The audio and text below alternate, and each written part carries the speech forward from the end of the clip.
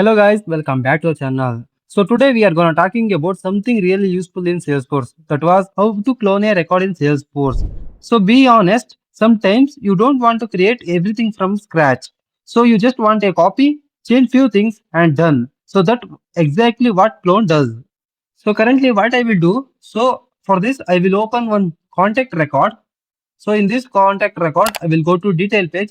So I need to create exact same record one more time, but with few changes. So then how we can exactly clone this existing record?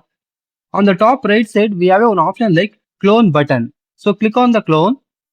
Now Salesforce will open one new record page. All fields are already filled by existing record. Means it's a copied.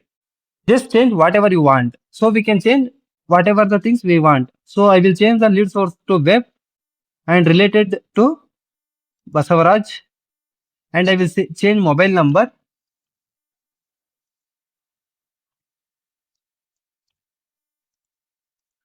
and also I will change the names.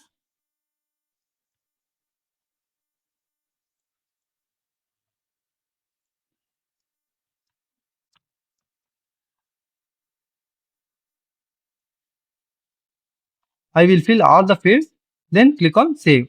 So once we saved, what happened? That new record is created with all the existing fields. Only what I changed, that things are only changed, remaining things are same as it is. Once I click on done, the record is created successfully. So what got copied? Now you might be thinking like most of the fields are copied, some fields are not copied, like this date and the last modified, whatever the change I made it, whenever click on clone, that things are changed. So this is how we can clone a record from existing record. When we actually use clone when records are similar. Always double check before saving. Don't forget to change the important field or mandatory fields based on your current value. In real-time example, you created one opportunity for a customer. Now the same deal for another customer. Instead of starting from zero, just click on clone, update the name, done. It's very easy and also time saving. What are the big mistake happens when we use clone? People clone a record but forget to change the key details. Key details means mandatory fields. In that mandatory fields or the important fields, we need to update the fields values based on new record values. But beginners or some people are forget to update.